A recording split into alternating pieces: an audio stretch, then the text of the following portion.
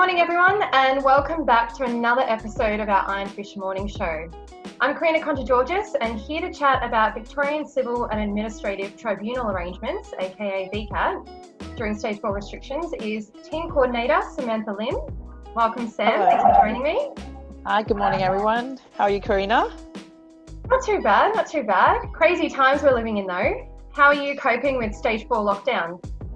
It is. I think now I've got to the adaptable stage, since we were living in a COVID-19 restrictions in Stage 2, 3, and now we're in 4. Looking forward, September we're going to have a restriction being eased up, but we're getting there. Slowly but surely. So let's jump into it. For those that don't know, what exactly do VCAT do?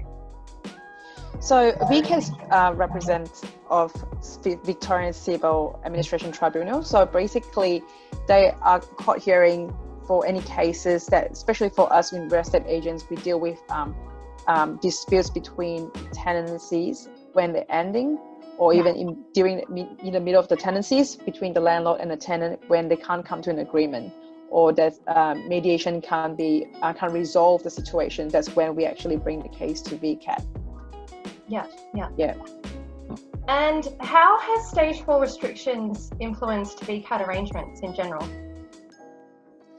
So Stage 4 restrictions, obviously, since Stage 2, 3, and 4, we have been moved from, actual attending the court hearing, becoming all to the phone hearing or phone conferences to resolve all the cases with VCAT. So I'll start from how Stage 2 and 3 and 4, how it develops between there. So from then, when we have the phone hearings, obviously when it started, it wasn't as simple as that. We have to change from actual holding a physical folder with all the evidence that we usually have. Everything has to be scanned and emailed to VCAT prior to the hearing date. So we have been given very little information at the start, and also been told what we should do, other than giving email address. So obviously a lot of agencies out there, or landlords who's the private landlords doing themselves, are very new to this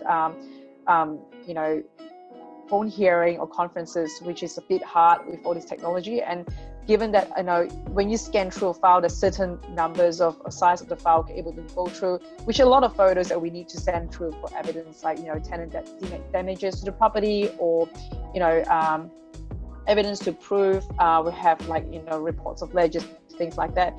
So obviously there's a bit of challenges, but we did manage to get through the Stage 2 and Stage 3. Everything is getting to be more refined from there.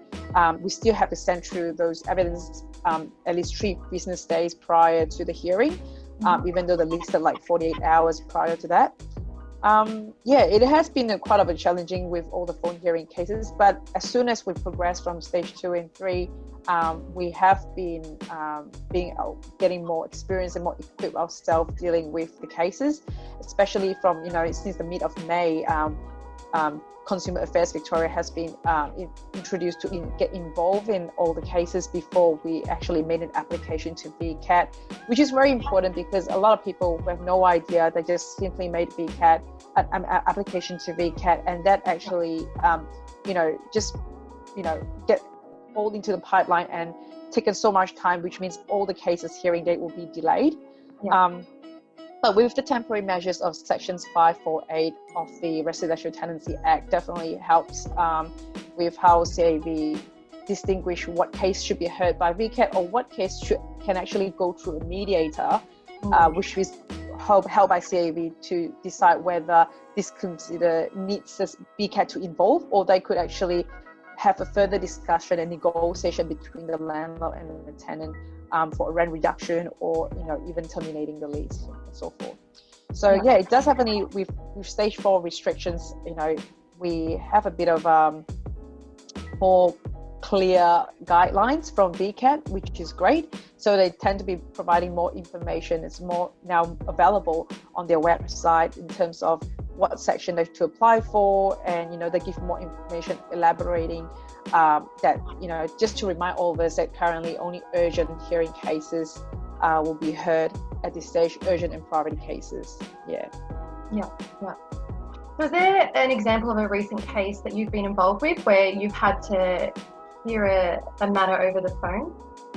Yeah, definitely. We have all sort of cases. I think the most recent one we've come across, which is more an abandoned one. Obviously, there could be scenarios or reasons that the tenant left because they can't pay the rent. But for this particular case, that the tenant didn't advise us anything, they just stopped paying rent, and the only way we have to discover it is, to do routine inspection and send a letter to the tenant. When we found that the property is vacant, then we made an application to VCAT. So again, we have to send all the information prior to that to justify what we makes us think that the property is vacant or abandoned by the tenant. Mm-hmm. As long as we can prove, usually it's pretty straightforward. The VCAT member tried to reach the tenant, but unable to do so. So pretty straightforward case. We managed to get the tenancy terminated and possession of the property. So eventually, it was a good outcome. At least we get the process moving. Get to finalize the tenancy and clean up the property to lease out and find a new tenant ASAP. Yeah, definitely. And what would you say the pros and cons are with VCAT arrangements at the moment? With the pros and cons, definitely there's a bit, different things. Like obviously the most clear and obvious one that helps us with this COVID-19 restrictions is we are more, it's more convenient for us in terms of location. You can make phone hearing or conference hearing wherever you are, as long as you've got phone, internet. They can call you straight away. So you need the internet to access what information you have sent to the VCAT member. So as long as you've got the internet and phone, you can actually, do a phone hearing wherever you are, which is really good. And in terms of time consuming, we used to have to attend the VCAT hearings and wait for hours and half an hour. You got to be there before the actual hearing, and you can wait for up to 1 hour or 1.5 hours. Yeah. Most one have to wait for 2 hours. So that's definitely a big brownie point with what we're going through. I think that changes the way we do things going forward. There is some cons about it. Obviously, the downside is when you have a hearing, VCAT case is just a very serious matter, and it involves both the landlord and the tenants. Sometimes you can't tell from whether the tenant's lying or, but if you actually see them in person, then you actually can see from their body language, their tone, the way they do things. So yeah, you get a bit of pros and cons on every single way to do for VCAT hearing. Yeah, but as you said, it may change how things operate moving forward. Yep, definitely. I think it might be a good thing that, if that means in going forward, I think what I can foresee coming forward is with all these things, even after the restrictions, there might be more options available for VCAT to do, phone hearings as well as the actual attendance in person, because now that means that opens opportunities for, for them to explore with all this technology and the capability of it that we could do if the landlord is not here, or if they need to involve someone else who is actually in a different location, they can be done so through phone hearing. It always has been. It's always been given an option for VCAT hearing, but I guess with now they're more equipped and more members know how to use it, they will be more inclined to use it going down the track.